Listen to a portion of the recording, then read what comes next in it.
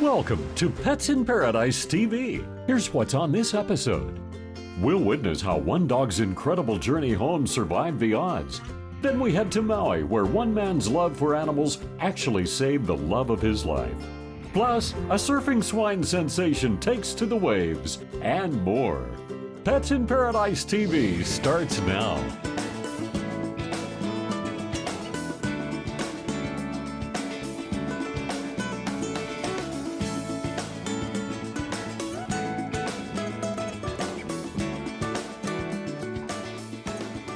Welcome to Pets in Paradise TV.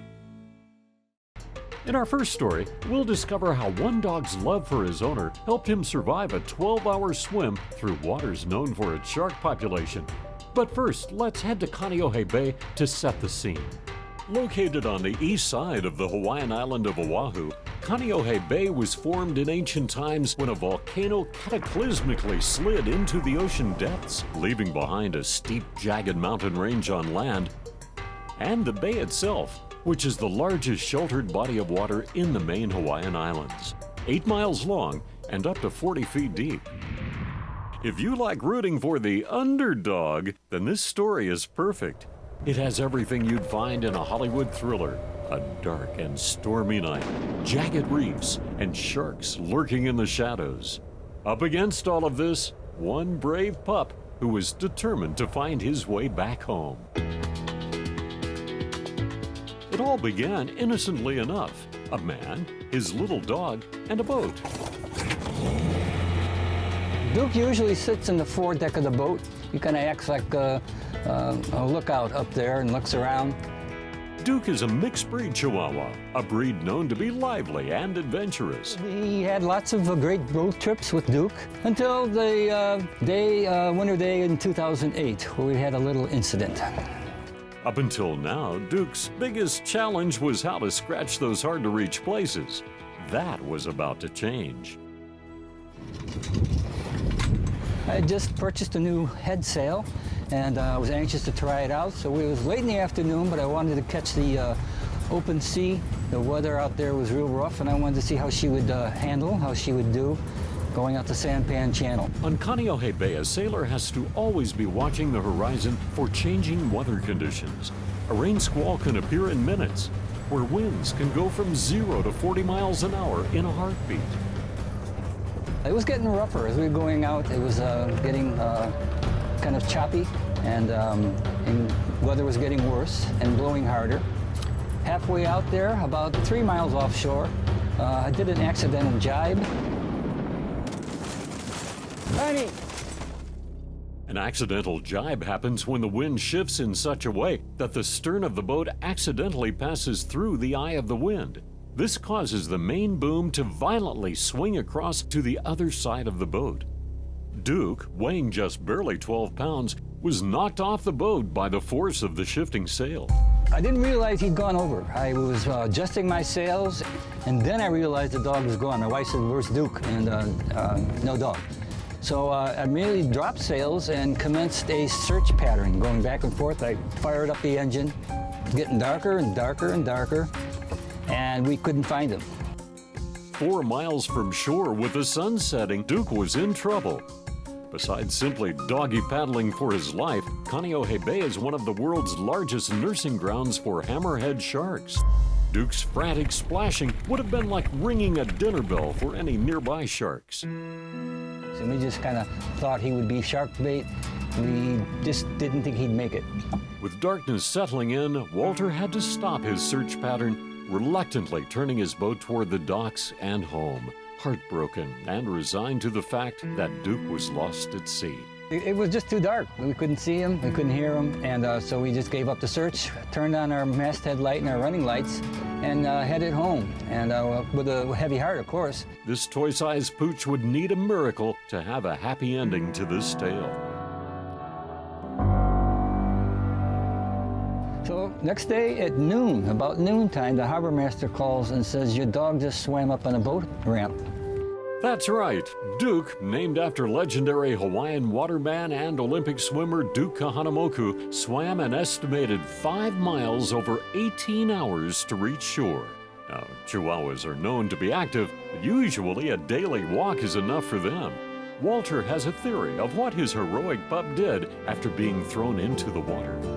What makes that so amazing is what he did was follow my masthead light all the way into the harbor.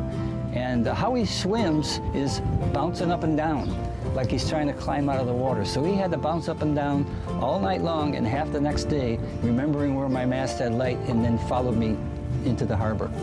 He was fine. It's just like he'd never been, wasn't breathing hard or anything, just glad to see us. To make sure there's no sequel to the story, Duke is now equipped with a canine life vest.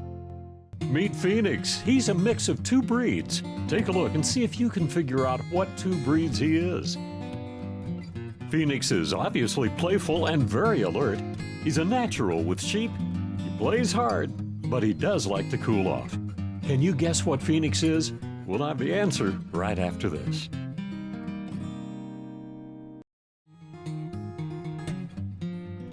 Did you figure out which breeds Phoenix is? It turns out that the 2 breeds that make up Phoenix are similar, the Border Collie and the Kelpie. Both are dogs that have been bred to herd and manage livestock, particularly sheep. The Border Collie, originally from England and Scotland, is known for being very smart and considered by some to be the most intelligent of all dogs. The Australian Kelpie has also been bred to work livestock and is noted for his ability to work with little or no command guidance. A Kelpie can drive a herd of livestock long distances in extreme climate conditions. In addition to sheep, Kelpies also work well with cattle, goats, pigs, and even poultry. Now you know Phoenix, a Border Collie, and a Kelpie. You may have heard the phrase Maui no Ka'oi. It means Maui is the best. Long regarded as a favorite destination for humans, Maui is also a haven for many other species. Aloha! Welcome to the Boo Boo Zoo! I'm Sylvan, and this is our place of refuge for all of Maui's orphaned, injured, and sick animals. Come on in and let me show you around. This particular facility, also known as the East Maui Animal Refuge, is an all-volunteer, no-kill, non-profit sanctuary for injured or orphaned animals.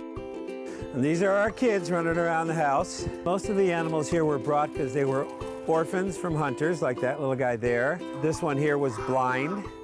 This one right here is arthritic, and when she lays down, she can't always get back up.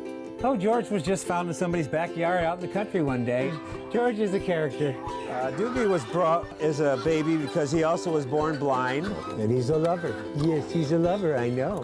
Luckily for these animals, Sylvan has an unlimited supply of love and aloha, and his nurturing ways extend far beyond the animal world. Met my wife Susie 30 years ago. She was the girl next door. We were living in a condo in Malaya. And then I found out that she had come to the islands to live out her life because she was diagnosed with terminal cancer. Part of the treatment was that Susie have a very strong mental drive to survive. So knowing that she was most happy when she had sick little critters to take care of, I started collecting sick little critters for her to take care of, and that was her occupational therapy. Occupational therapy became our addiction. And as it turns out, that drive was found in helping those who, just like her, need the best prescription that all the money in the world couldn't buy: love. So together they began adopting animals who needed some TLC as part of her occupational therapy. And as it turns out, for all they gave and continue to give, they received something much more valuable. Susie has been cancer-free for almost 30 years. You may notice that there are all kinds of species that are freely mingling with each other, and everyone seems to get along just fine. That is mainly because they are each one brought in a life-threatening situation. There are some things you got to be careful of, like the aviary where we have the wild birds here. We try not to bring the cats in. We do have 90 cats. right here is one of our 15 owls, and this is Athena. And Athena was brought because she's blind. She was hit by a car. Known as one of several ancestral spirits, or Aumakua in Hawaiian culture, the pueo can be found on all the major Hawaiian islands, but their numbers are dwindling. Although known as a skillful hunter, the pueo has succumbed to man-made hazards, from the pollution on our air to the bright lights of passing cars. We take in everything from exotics to everyday birds. We have a lot of doves and mynah birds. And in the aviary, the door is always open for customers to come and go as they please. Back here is primarily the cat area, and here are where we keep the ones that are going through some kind of medical treatment right now. That's Mr. Bones. Mr. Bones was brought because he was diagnosed to be epileptic.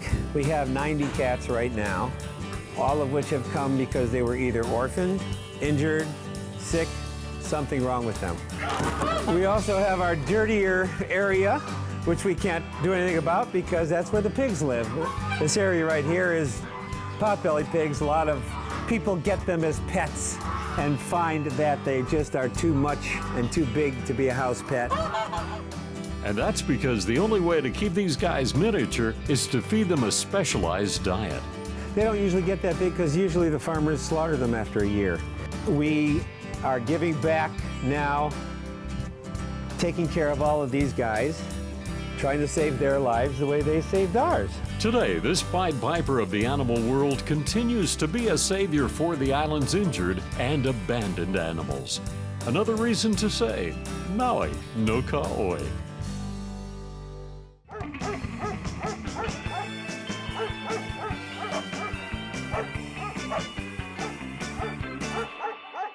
A mixed breed dog is usually referred to as a mutt, but in Hawaii, they've got a special name for a dog of many breeds.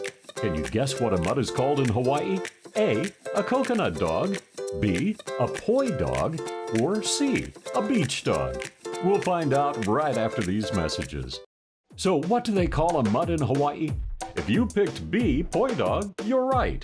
Poi is usually associated with the edible paste made from pounding the taro root.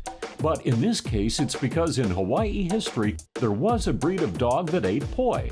Unfortunately, the dog itself was used as food until foreigners arrived and ended the practice.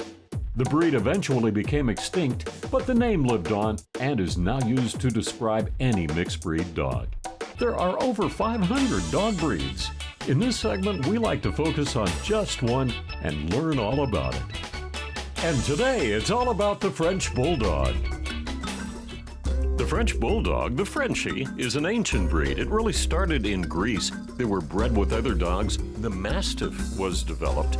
But the Bulldog also made its way to France after the Industrial Revolution and were bred with terriers, which made the breed smaller. So the term French Bulldog is not really correct. But in France, they were considered highly fashionable and were sought after by high society. In the United States, they were prized by society ladies too, and were first introduced at the Westminster Kennel Club Dog Show in 1896. And because the Frenchie has restricted airway capacity, they're unable to stay cool in some conditions, and that's why many airlines will not allow Frenchies to board. Airline cargo spaces where animals are kept experience extreme temperatures while sitting on the runway. Frenchies are also known for developing back and spinal problems, plus some eye diseases, including cataracts and glaucoma. In addition to their owners loving the breed because of their easy maintenance and temperament, lots of famous people have made the French Bulldog their pet of choice. They've even made it to Hollywood a number of times, starring in the movie Bored to Death and the TV show Modern Family. And now you know all about the Frenchies.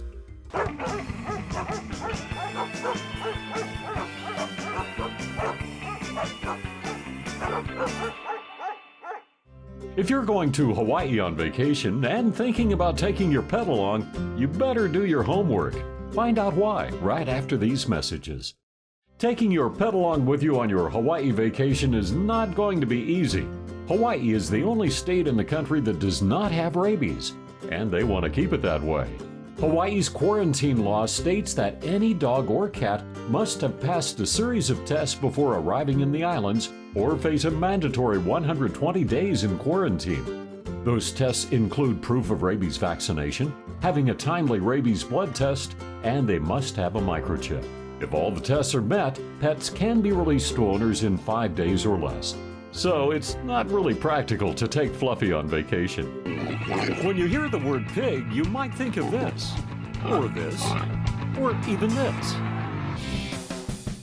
But a surfing pig? Well, that's a new one. Meet Kama, the surfer sensation. Kama was abandoned by his parents when he was just a little guy. And that's when Kai-Hole found him wandering around a campground and took him under his wing. He was like about this small when we got him, probably less than a week old. Yeah, we just bottle fed him for about a month, and then he started eating hard food. Kai has Kama on a vegetarian diet to keep him in top surfing shape. The past 2-3 months, he's probably gained about 30 pounds, maybe 40, which makes it a little more challenging out there in the surf. But we love a challenge. It's fun. Feeding your pet pig a healthy diet is very important. A lot of pigs tend to get quite overweight. So the best food for them is a well-balanced pig pellet, as well as a variety of fresh vegetables and maybe a little bit of fruit as a treat as well. The original Polynesian pig arrived with the ancient Hawaiian settlers. The pigs we see today are a cross between the Polynesian pig and the European boar.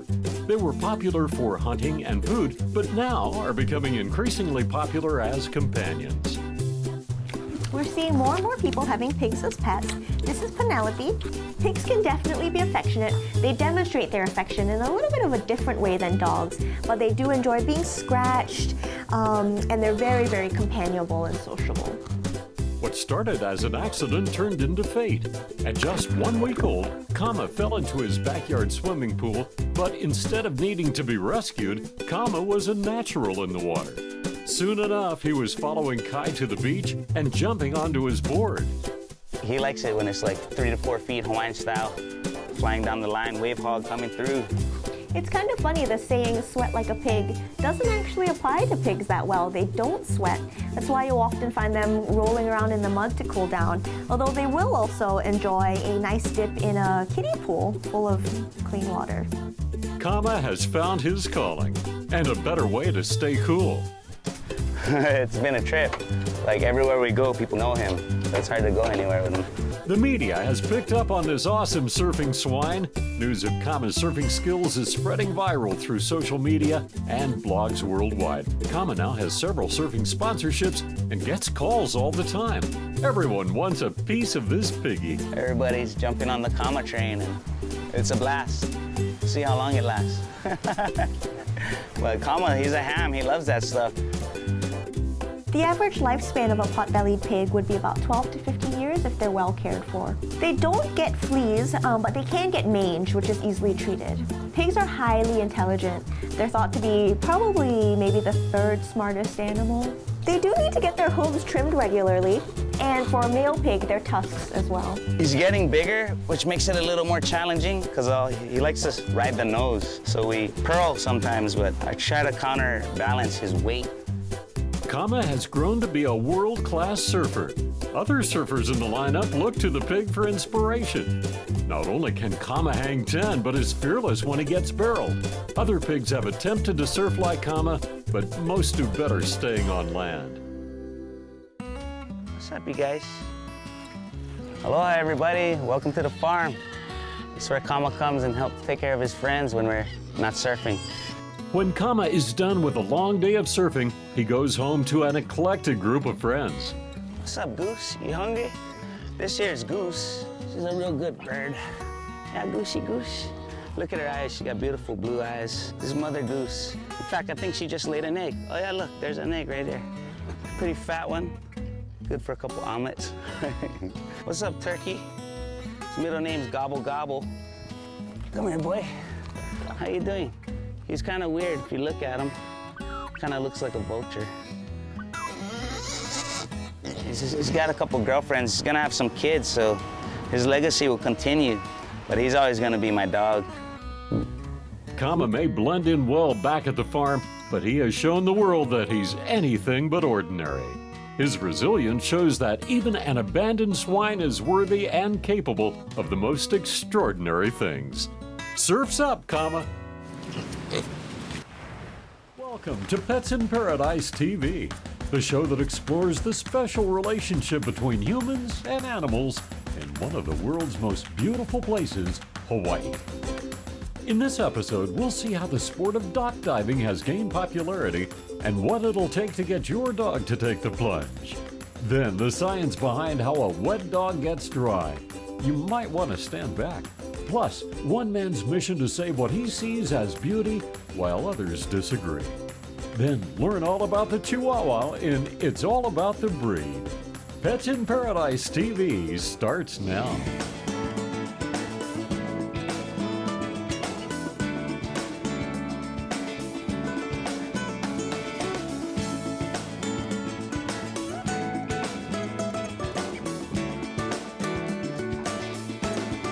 Welcome to Pets in Paradise TV. In our first segment, we learn just what's happening when a wet dog is shaking water off his coat. Here's more.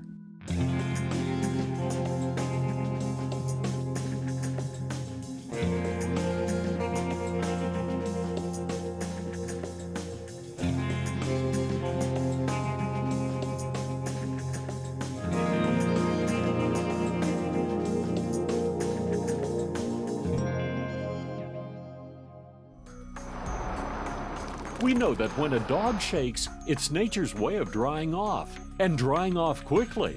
An average-sized dog can shake off 70% of water accumulated in its fur in as little as 4 seconds. Getting dry quickly is an important survival technique. In a cold situation, a dog needs its fur to stay warm, but it can't if its fur is wet. Fur keeps a dog warm by trapping air between fur fibers. If water gets in, the insulating properties of the fur goes away. Just letting the fur air dry would take too long and would be far less energy efficient than shaking it off. It was not completely understood how dogs can dry themselves so quickly and efficiently until some researchers at Georgia Tech began studying it. Using slow-motion cameras, the researchers were able to see just how a dog does it. The process starts with a quick turn of the head, followed by the spine rotating from front to rear. As the spine twists, the dog's loose skin rotates even faster, flinging the water out of the fur and away.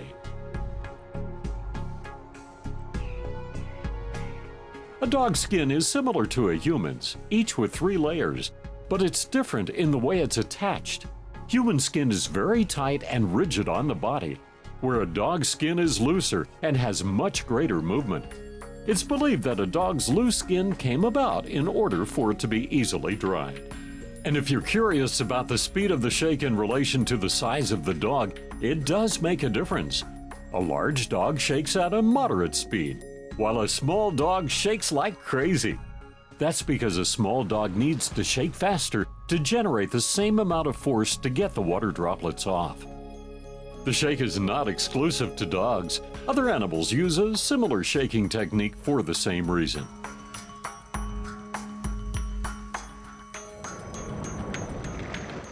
The physics involved with shaking have gotten the attention of some companies. For example, the manufacturers of washing machines would like to improve the spin cycle to get more water removed while using less energy. But whatever physics are involved in shaking, dogs already have it down to a science and are masters at getting dry. Just don't stand too close.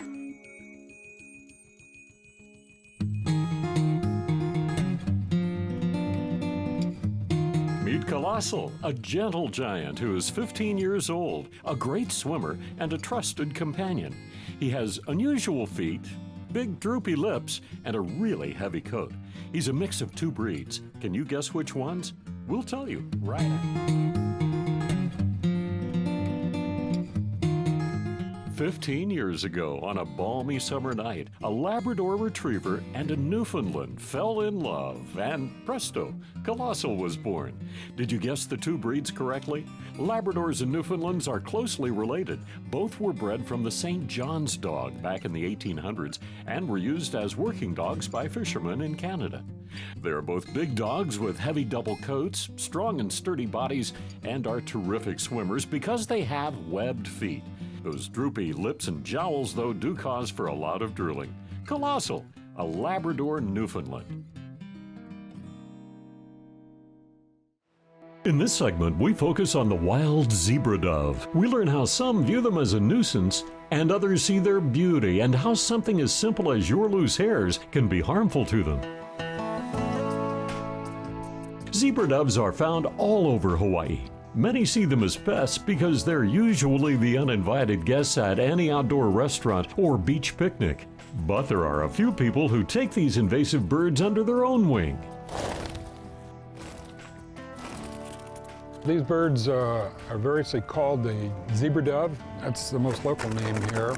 There were three separate populations: China, Indonesia, and then Australia.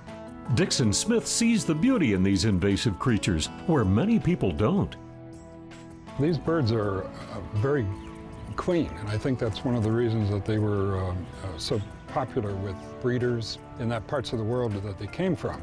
They're not excitable, they groom themselves thoroughly, don't carry insects. Not everybody agrees with Dixon. In fact, the Humane Society reports that more than 12,000 zebra doves were killed in Hawaii in 2008 by wildlife services and other pest control agencies. This represents one of the largest number of bird species targeted in Hawaii. While different methods have been used to keep this population under control, something as simple as human hair has been shown to have detrimental impacts on this bird population. The hair gets tangled in their feet and can actually cut through their fragile limbs. Dixon has dedicated a good part of his life to catching these entangled birds, untangling them, and setting them free. So the first thing I do is just set up a little feeding spot, let them know there's food here, and that as they're coming in, I take a survey of who, sort of a triage situation, who needs the most help. We can fix this on the spot, and about 50% of the time we can. Just snipping hairs, putting a little antibiotic on the foot, and then releasing. But not all birds are that lucky. Some of them have wounds beyond Dixon's first aid ability. Those are brought to his friend Laverne Fitchett, who knows just how to get these birds back on their feet. Okay, after Dixon brings me the birds, I wrap their feet. I look at them and I wrap their feet. The easy ones, I remove the hair. This one has hair and it's embedded in there. It's starting to become overgrown. And sometimes if the hair stays on too long, the toes fall off, like this foot.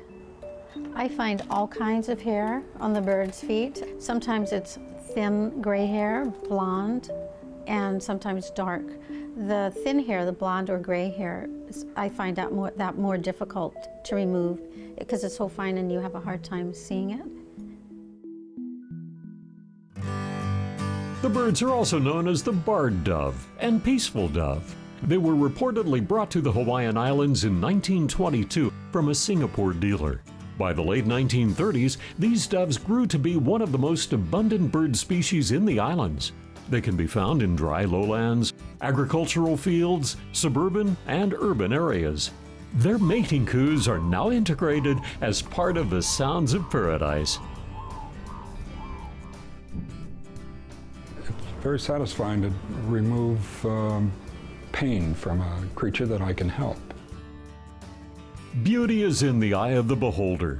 What one person may think is gross, others find majestic. And thanks to those compassionate few, these invasive birds are not being treated like foreign pests, but as part of Hawaii's ohana. Welcome back. You're watching Pets in Paradise TV. Among hundreds of dog breeds, the Chihuahua has a large presence. From taco commercials to movies, this little guy has a big reputation. Here's more about the Chihuahua, and it's all about the breed.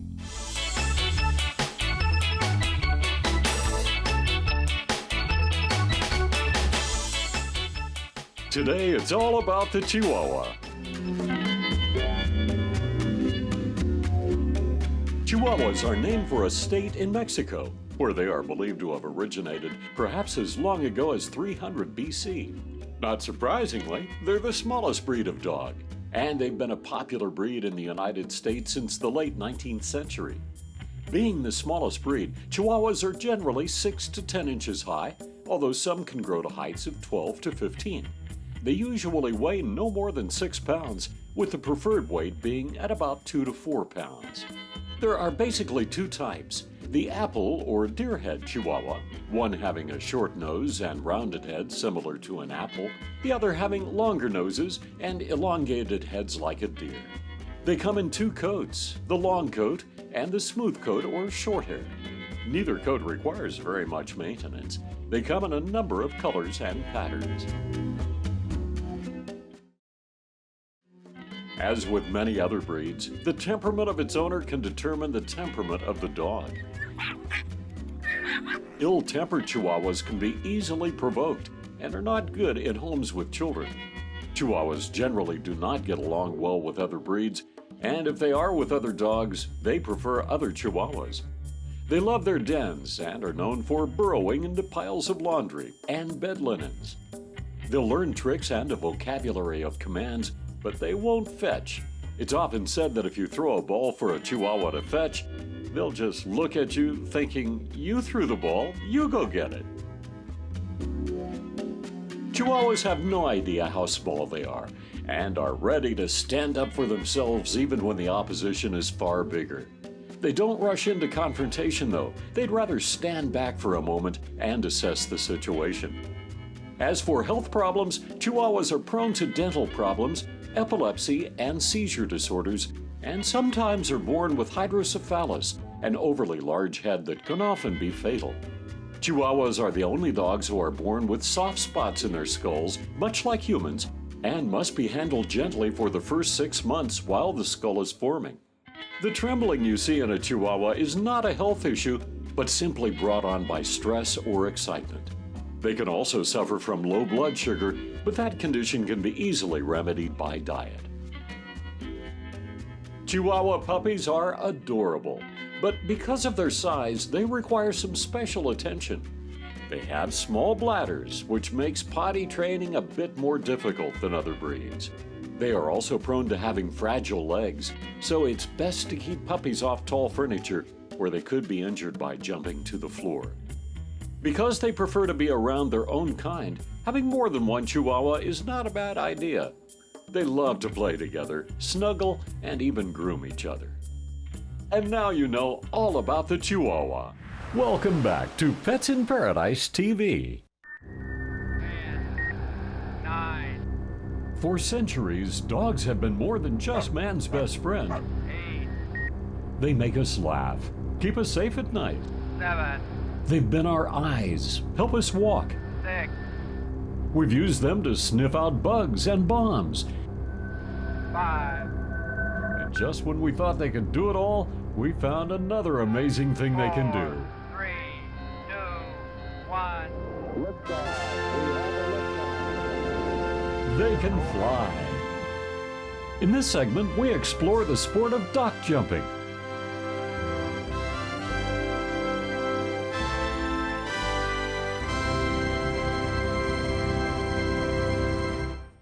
Want to go for a swim? We saw a dock dogs competition on ESPN, and kind of a light bulb went off, and we thought Cleo would be great for that. So we started throwing the ball and asking her to stay and then run and jump after it. Come on, girl, come on, go get it, girl. This is Cleo, who has just recently taken up the sport of dock jumping. Dock jumping, also known as dock diving, is a sport where dogs compete in jumping for distance or height from a dock into a pool of water. All breeds, big and small, can compete. It doesn't matter if they jump 5 feet or 25 feet. To the dog, it's all about having fun.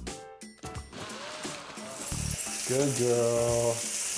We're giving her a warm shower, loosen up the muscles today, and tomorrow, hopefully, we'll be ready to go for dock dogs.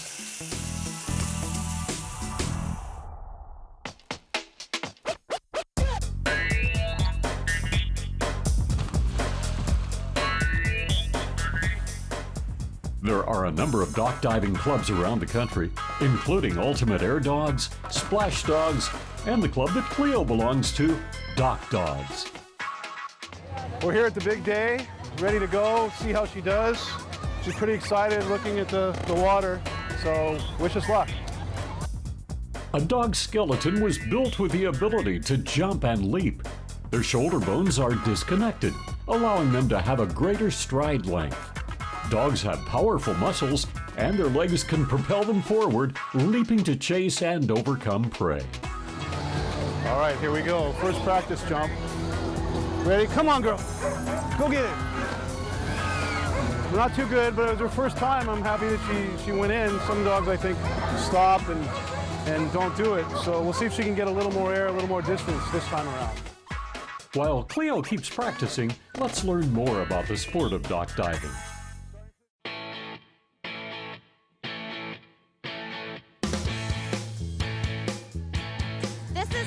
She's a 5-year-old Chesapeake Bay Retriever from Spokane, Washington. And my name's Julie J, and this is her favorite sport. So I'm gonna set her up at about the 36-foot mark. This is a 40-foot long dock. She's gonna sit and stay, hopefully. I'll go to the end of the dock and I'll release her. And she'll chase the toy through the air to try to catch it. That's what she's trying to do. One thing all these dogs have in common is an insatiable drive to chase after their favorite toy. When you watch most of the top dogs in the world, they're nuts like this, some even worse. So you want a dog that will do anything for that toy because they have to jump on a dock that's 2 feet off the water into a pool. And dogs are very detail-oriented. So in order to be successful, toy drive is a must. Dogs have an inborn desire to hunt. That same animal instinct comes in handy in this sport. The key component to training your dog in dock diving is to encourage them to love the water. That's the element that makes this sport fun. Then find ways to harness that obsession to chase a toy, whether it's their favorite tennis ball or stuffed toy. Once the dogs fixate on that make-believe prey, they'll go to great lengths to get it. After that, it's a matter of working on their sit stays and timing to make sure they're leaping to their greatest potential. ESPN a few years ago made a system that they used to do the long jump in the Olympics, I believe. And it's a computerized system where it records the dog taking off and where they hit the water. Once the dog jumps, you can stop it like this, replay it, and the system's already pre-calibrated, so as soon as he lands, you can see that. Go back and forth. He landed right here. You can click on the screen, and right down here, it shoots out your number at 16.7. Unbelievable.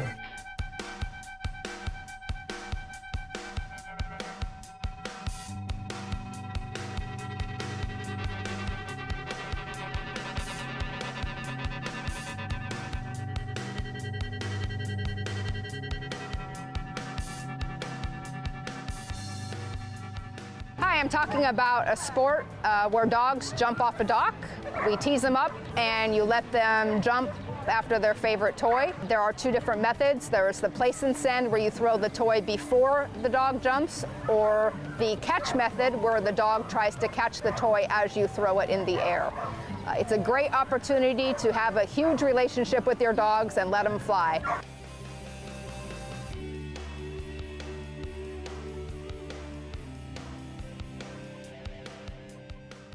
Just like any sport, the more confident the dog gets, the more it can achieve. My dog, Indy, is a 3-year-old female Belgian Malinois. I have been jumping her for 1.5 years. She currently is the world record holder for the Purina Incredible Dog Challenge, jumped 33 feet 10 inches. And she's also ranked #1 with Splash Dogs, Dock Dogs, and Ultimate Air Dogs.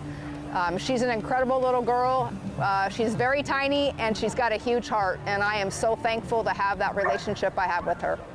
Just like Indy, Cleo has a close relationship with her owner. And it's clear that she's also building a great relationship with the water and appears to be a natural jumper. Well, she did great. On her second jump, she jumped 18 feet 10 inches, which is right about here. That means her tail jumped right about here. and that's jumped her right out of the amateur division. So she's now on her first competition jumped as a semi-pro. Amateur or semi-pro, these dogs are having fun, and their owners are right alongside, enjoying the ride.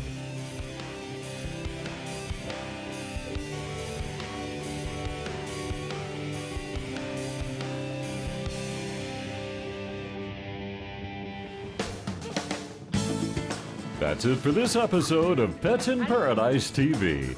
Mahalo for watching.